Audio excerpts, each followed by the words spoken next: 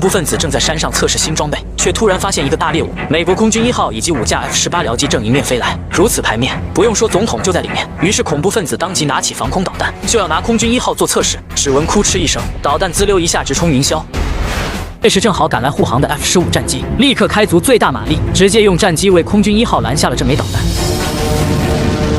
故事回到20分钟前，一伙伪装成记者的恐怖分子在内应的帮助下成功通过了安检，登上了这架号称最安全的飞机。但在飞机起飞5分钟后，内应迅速打开了武器库，接着他拿起一枚烟雾弹放在了安保室的门口。恐怖分子看到烟雾后，立即前往安保室快速装备好武器弹药，然后直接朝着飞机上的人员开始射击。听到枪声的总统一脸蒙圈，他怎么也不敢相信空军1号内还有枪声。此时的恐怖分子已经杀疯了，见人就开始扫射，不管他们手上有没有武器。在一阵激烈的交火过后，安保人员知道局势已经无法控制，他们立刻跑进会议室，将总统紧急撤离，带着总统快速跑到了紧急逃生舱。打开舱门后，立刻将总统推了进去。而这2名安保人员也很快就被恐怖分子送去了西北。接着，恐怖分子快速跑到紧急逃生舱后，却发现逃生舱早已启动，差点没把这名恐怖分子气死，只能眼睁睁地看着逃生舱被弹射出去。与此同时，空军基地得知情况后，立刻派出了多架 F-15战机紧急升空。没过多久， F-15战斗机群就来到空军1号附近，接着他们快速调转航向，将战机飞到空军1号周围为其护航。此时，恐怖分子头目得知情况后，立即跑到了上层驾驶室，结果却发现驾驶室舱门怎么也打不开。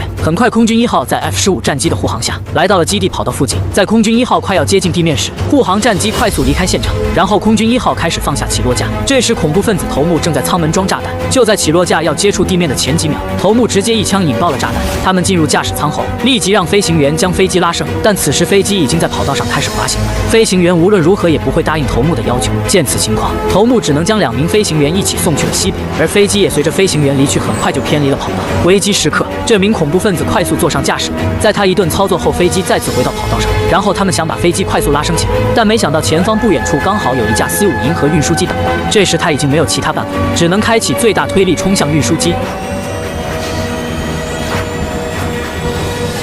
就在马上要撞到运输机时，飞机竟然奇迹般的被他拉起来了。同时，这一操作也把地面人员看懵了，他们从未见过在如此短距离里能将空军1号飞起来的。在空军1号飞出基地没多久， F-15战机再次紧跟其后，而头目这边得知总统乘紧急逃生舱逃离后，气得他脱口大骂。不过现在的情况依旧不影响他的计划正常进行，因为总统的妻女还在机内，仍然可以作为他与美国政府谈判的筹码。随后他就拨通了国防部的电话，要求他们释放前不久在美俄联合反恐行动中抓获的拉迪克将军，而且只给他们半小时的时间，时间一到他就会杀掉飞机上所有人。副总统表示他们还需要更多的时间，但作为战争狂热分子的头目，从来不接受讨价还价，很快就挂掉了电话。官员们见状立即快速去查找头目的资料。就在这时，国防部长收到一份情报，三角洲部队找到降落的逃生舱后，却发现总统并没有在里面。总统在逃生舱发射的前几秒爬到了发射架的上层，然后他偷偷的潜入到乘客舱，趁这个恐怖分子不注意，一个飞扑快速将其放倒，然后左一下右一下，最后一板凳直接将他送去了西北。随后快速捡起枪，来到了货物舱寻找通讯设备。经过5分钟的搜寻后，终于在一个手提箱内找到了一部卫星电话，但他拿起电话后想了一会儿，却怎么也记不起国防部的号码，最后只能通过人工转接。经过2分钟的时间与转接人员表明自己的身份后，电话终于转到了国防部。可正当总统要讲话时，身后突然有一名恐怖分子拿枪对着他。危机之下，总统快速将电话放入西装口袋，然后举起双手将枪递给了恐怖分子。接着他开始边走边说。If they tried, we're looking at tactical countermeasures. What do you mean? I just want you to feel secure in their way. No one will get hurt. We're going to fly circles around the enemy missile they fire at us. No hit, just a shockwave. 副总统很快意识到，总统这是在教他们怎么做，于是立刻让他们行动。但一旁的人员觉得向空军1号发射导弹实在太危险，副总统却说 Do not ask him. Your commander-in-chief has issued a direct order. Do it. 飞行员再三确认命令的真伪后，立即通知其他护航战机快速散开，然后自己驾驶战机飞到空军1号的正后方，锁定目标后快速发射了1枚导弹。探测到导弹来袭，空军1号内的防御系统瞬间被唤醒，飞机开始改变飞行姿态。但此时导弹离飞机只有2000米了，飞机系统迅速弹出干扰弹模式，接着尾部1枚干扰弹被快速弹射出来，刚好挡在了导弹的前方，顿时产生了巨大的爆炸。而这一切竟是总统让他们这样做，只因不久前一伙恐怖分子劫持了这架号称世界上最安全的飞机，总统为了逃脱恐怖分子的控制，这才通知国防部让护航战机对空军1号发射导弹。爆炸产生的冲击波让飞机开始剧烈晃动，总统刚好趁此机会偷袭了这名恐怖分子。因为总统曾经参加过越战，所以轻松几下就解决了这名小卡拉咪，然后再次与国防部取得联系，得知恐怖分子这这次劫机的目的是为了交换美俄联合反恐行动中抓获的拉迪克后，总统表示绝对不能向恐怖分子妥协。副总统告诉他，恐怖分子只给了他们半小时的时间，如果时间一到，拉迪克还没有被释放的话，他们就会杀光飞机上所有人质。听到是这样的情况，他立马让副总统拿起电话与他单独通话。Mr. President. Got a job to do, whatever the cost. Mr. President. I got it. You give him mom's cookie. He's gonna want a glass of milk. You gotta get this plane on ground.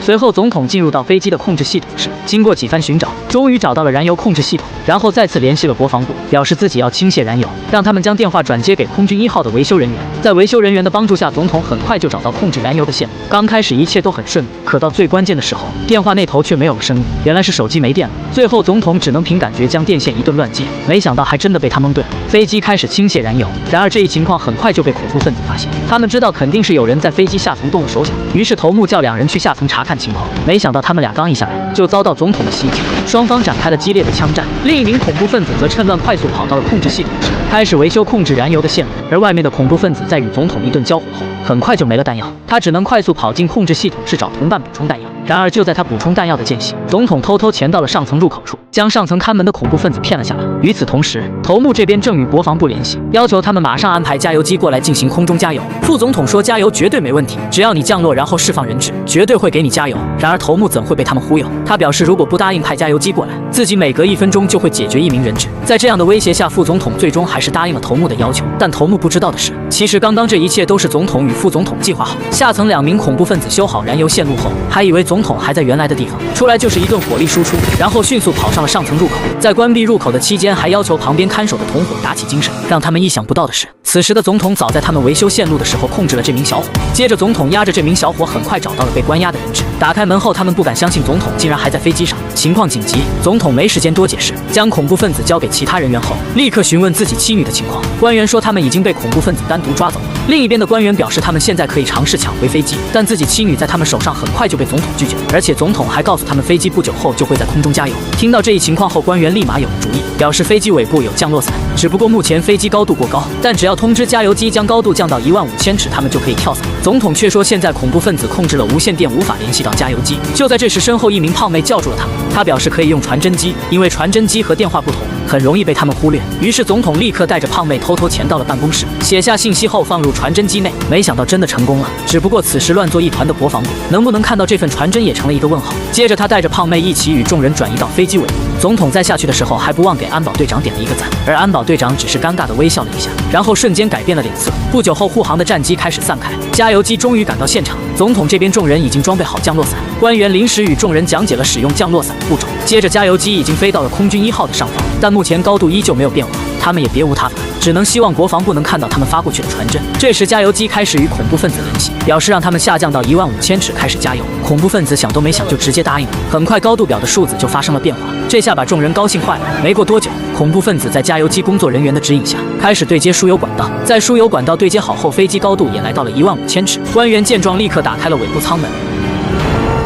然而这一操作也很快被恐怖分子发现，头目立刻叫手下前去查看情况。就在恐怖分子跑向尾部舱室的时间里，已经有大部分人质成功跳下飞机，打开了降落伞。当恐怖分子赶到时，看着他们正在跳伞，气得他不停地敲门。情急之下，他竟拿起一旁的灭火器放在了门把手上，然后退到后面直接一枪，瞬间舱门被炸开，巨大的气压将众人直接冲出了飞机。好在总统及时抓住了舱门的液压杆，而此时飞机因气压的影响开始出现剧烈的晃动，很快就失去了控制。加油机的输油管道也因此出现大量的漏油情况。接着输油管道直接离开了空军1号，同时燃油依然还在往外倾泻，这把恐怖分子吓傻了。突然摩擦力瞬间将输油管点燃，恐怖分子见状立刻将飞机向下飞去，大火直接烧到了加油机的机身，刹那间产生了巨大的爆炸。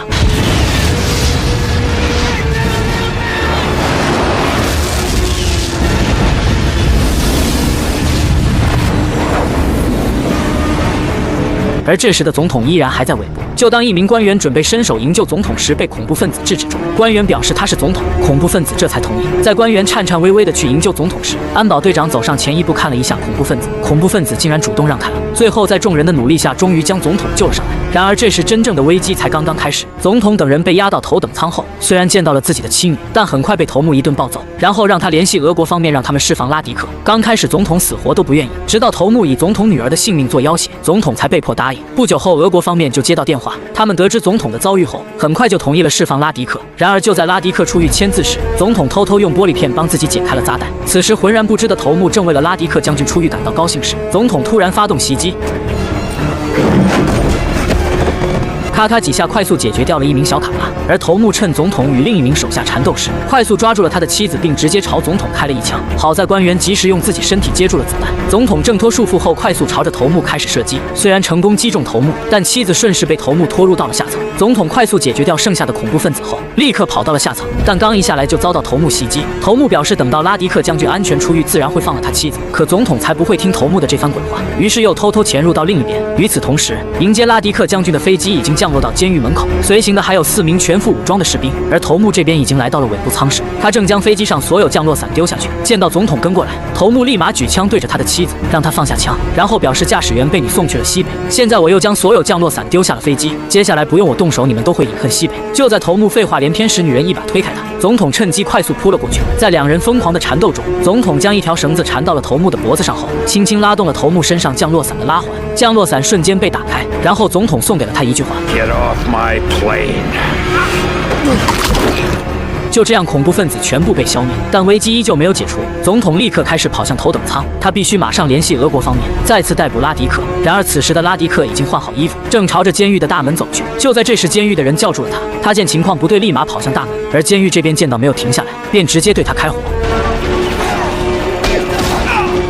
就在拉迪克马上要接近飞机时，瞬间被击中数枪，最后还是和恐怖分子一起去了西北。而迎接他的武装人员见到这种情况，也只能选择放弃。很快，这一消息就传到了国防部，同时他们还得知总统已经夺回了空军1号，这下让大家无比的高兴。然而总统这边已经没了飞行员，他只能硬着头皮自己驾驶。但他还是20年前开过小飞机，从未开过这么大的飞机。现在的飞机都有自动驾驶，在国防部的帮助下，他们很快就将飞机自动驾驶的数据调整好，飞机开始改变航向。就在副总统询问他们降落点在哪里时，他突然发现地图中出现异常情况，经过了解，这才知道是效忠拉迪克的部下正驾驶米格战机准备拦截空军1号。他立刻下令让 F-15战机编队快速赶往空军1号的空域，必须竭尽全力保护总统的安全。此时的米格机群已经来到了空军1号的后方，其中一架米格锁定目标后，快速发射了1枚导弹，探测到导弹来袭，他们立刻开始启动反制措施。瞬间20枚干扰弹被弹出，导弹刚好与飞机擦边而过。接着米格飞到空军1号的上方，一顿机炮扫射后，刚好击中空军1号的引擎，飞机开始出现剧烈晃动，情况紧急，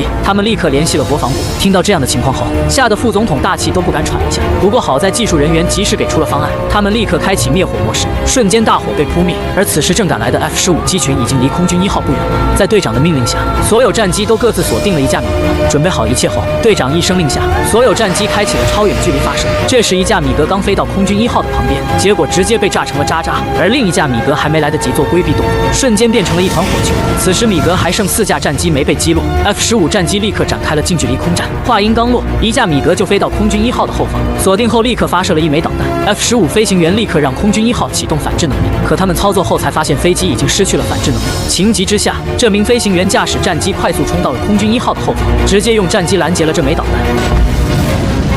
爆炸产生的碎片瞬间击中飞机的尾翼，好在空军1号暂时还能驾驶。此时这架米格见情况不对，想快速开溜， F-15战机发现后瞬间就飞到米格的后方，直接1枚导弹将它送去了西北。随后飞行员报告，最后3架米格已经逃走，众人悬着的心终于可以暂时放下来。但是过了没多久，总统发现飞机的方向舵已经无法操作。F-15飞行员听到后立刻飞到空军1号的旁边查看，飞近才知道空军1号的尾翼已经严重受损，而且还出现了漏油的情况，飞机已经无法降落。这下他们该如何是好呢？就在这时，一名将军发现空中攻击小组就在空军1号不远处，他顿时有了一个大胆的想法。空中攻击小组收到命令后，立刻开始改变航线。经过20多分钟的飞行，终于来到了空军1号附近，然后他们让安保队长打开了飞机的舱门。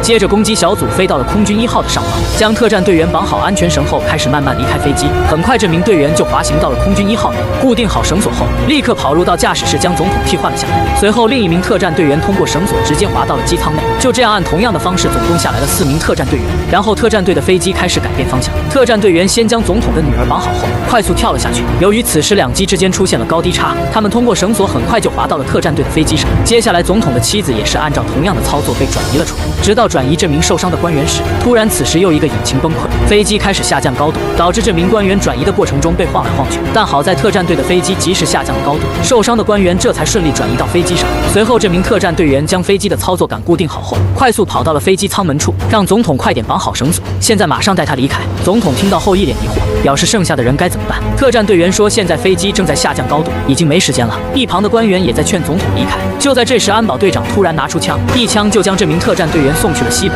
官员见状，这才想到原来那间竟是安保队长。可还没等他把话说完，安保队长直接一枪将他送走，然后他开始威胁总统，让他把绳索给自己。但能徒手撕几个恐怖分子的总统怎会怕他？趁他不注意，直接左一拳右一拳将他打倒，然后迅速拿起绳索开始装在自己身上。此时飞机离海面的高度只有700尺，而且门锁也开始松动。就在飞机离海面500尺时，总统终于装好绳索，门锁也在这时直接被拉出，顺势将总统也带了出来。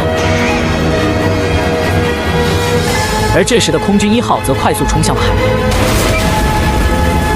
飞机在翻滚几圈后，直接被大卸8块，但此时的总统依然还在空中飘着。不过没多久，在特战队员的努力下，最终将总统救上飞机。国防部得知情况后，所有工作人员开始欢呼雀跃。